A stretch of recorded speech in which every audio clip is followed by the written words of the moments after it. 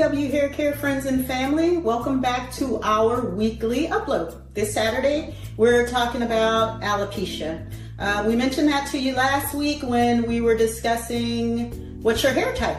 So this week, we are going to discuss alopecia and its various forms, how you can treat it, what's the cause, and generally giving you an idea of what it is, because alopecia is a catch-all term for hair loss, but there are varying types, so we're going to discuss that now. Cleveland Clinic, as well as Dr. Agu, says that nearly 50% of all black women suffer from noticeable hair loss. 50%, you guys, and this is why we're making this video, to let you know that you're not alone. As I mentioned, it's alopecia areata. Is where you lose hair around your edges, usually, the crown of your hair and the nape of your neck. Is that the body sees the hair follicle as the enemy and it shuts that area down. So the condition is characterized by spots of baldness in your hair. As mentioned on the top, around the edges is usually the dominant and the crown is usually where the hair loss happens most often. There are several speculated causes of this type of hair loss, but the main cause, if you guys can believe it or not, is extreme stress. Lord knows we go through enough stress around here, but for it to also cause you hair loss, that's just a double whammy. Here are some examples of alopecia areata where extreme stress has caused this hair loss. Here, as you can see, there's hair loss around the edges. Here, there's hair loss around the crown, and so on. Let's talk about traction alopecia, shall we? Here are some examples of traction alopecia. Traction alopecia is hair loss brought on by outside influences. It occurs when a pulling force is repeatedly, quote unquote, mind you, repeatedly applied to the hair. Sufferers of traction alopecia will often have thinning hair along their hairline. There can also be hair loss on any part of the scalp where the hair was pulled too tightly. Here's an example of traction alopecia, where the hair is being pulled too tightly, usually from braids, twists, or locks. You know it's too tight when you can see the white of the follicle at your scalp, where that braid or that twist or that lock is. If you see that, you know it's too tight, and that's going to cause traction alopecia. Also, when you often wear a ponytail, like you're going to work, a ponytail is the catch-all. You can get up in the morning, throw that ponytail, and get on to work really, really quickly. So I know. I used to wear a ponytail like this all the time going to work. So when the ponytail is too tight, day after day after day after day, that causes traction alopecia. A lot of times with our young children, when we braid their hair a little bit too tight, that starts the production of alopecia as well at a very young age. So we don't want to get this started. So when I know you have to braid the hair, you got to keep it combed, and keeping them in braids helps to keep that hair looking good for an entire week at times, right? But just be mindful of not pulling too tightly at the edges. And the resolution for traction alopecia, the growth set. First, use the spray the scalp in the area where the hair has been lost. Then 2, massage in the oil. And you do that every day without washing out, unless it's your normal wash day, okay? Androgenic alopecia is what we're going to be discussing next. And here's an example of that type of alopecia. This is also known as AA. It is the proper term for male or female pattern baldness.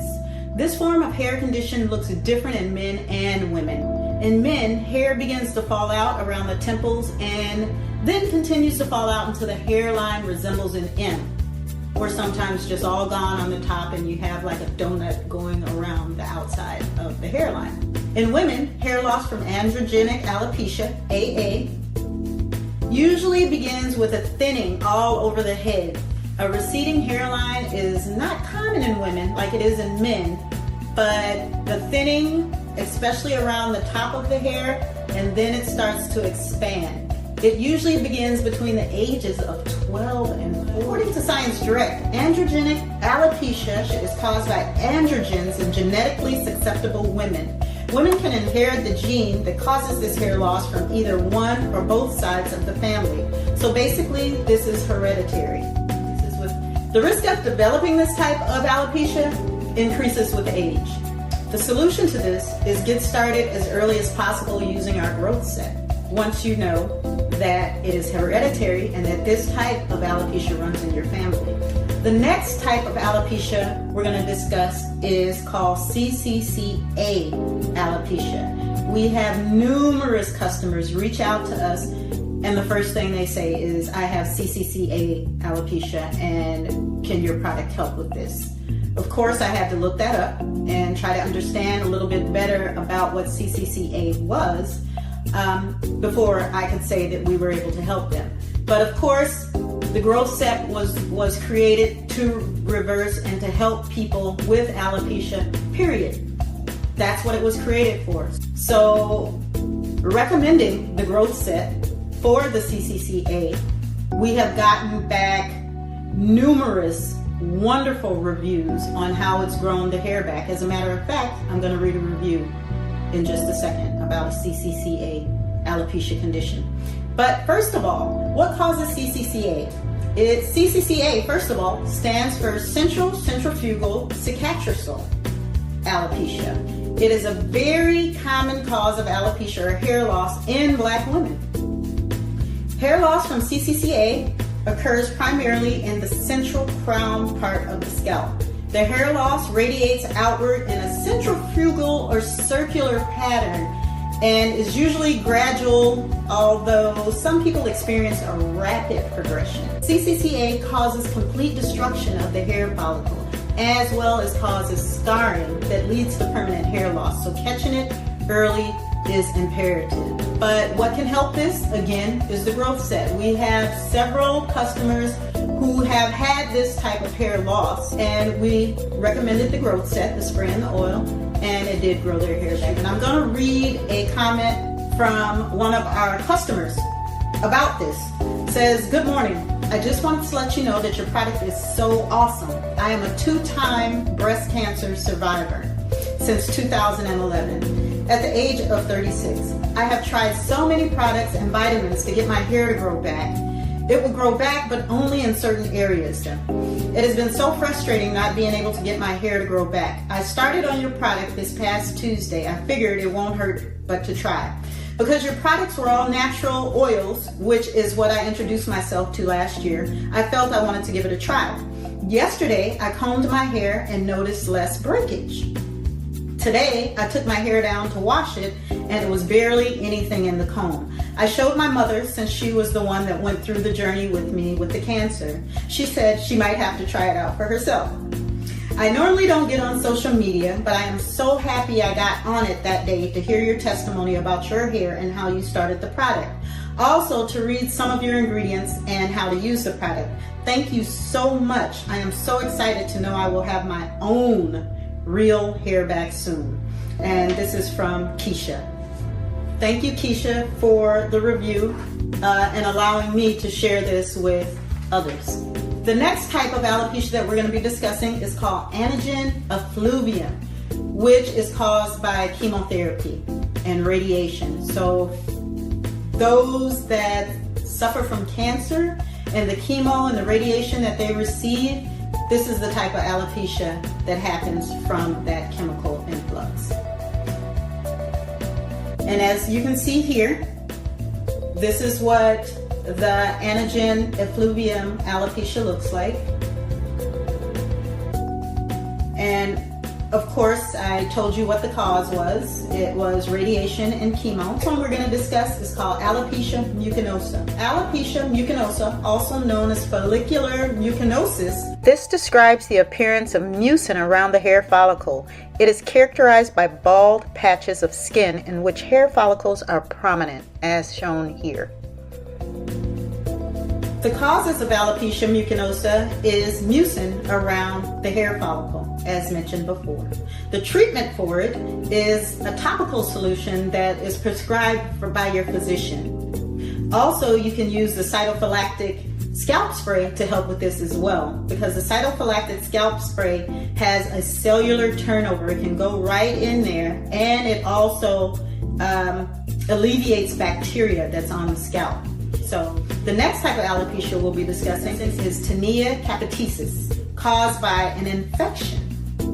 And here are some examples of that type of alopecia. So the cause of this type of alopecia, tinea, is infection. The treatment for tinea alopecia is an antifungal medication, which you take orally. A topical medication is not recommended for this type of alopecia. So these are some of the more common types of alopecia.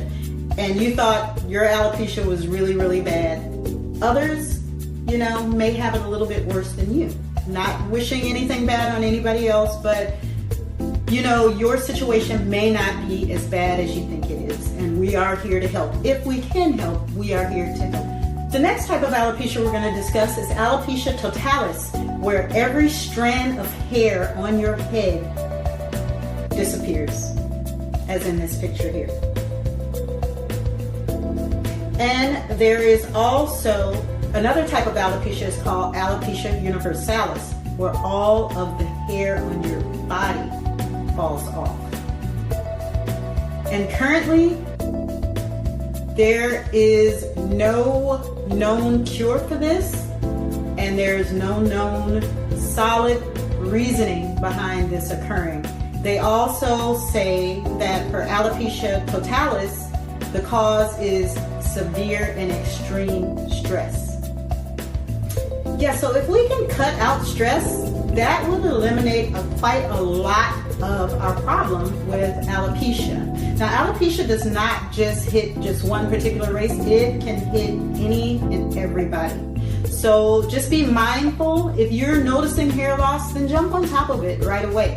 If you have any questions whatsoever, if it'll help your type of alopecia, just go to our website at www.cwhaircare.com and check out some of our reviews. You will probably find somebody that you can relate to with the same situation as you on there. Okay? And I always come to you with a nice little quote. Failure and success are both the offspring of thought. So let that marinate just a little bit. Failure as well as success are both the offsprings of thought. Okay? You guys, thanks for joining us. Next week, we're going to be talking about pre-poop. I know I interjected alopecia, but I thought it was very, very important for us to talk about before pre-poop. So next discussion, next upload, next Saturday will be about pre-poop, what it is and why you should do it. All right? Enjoy your day. Love you.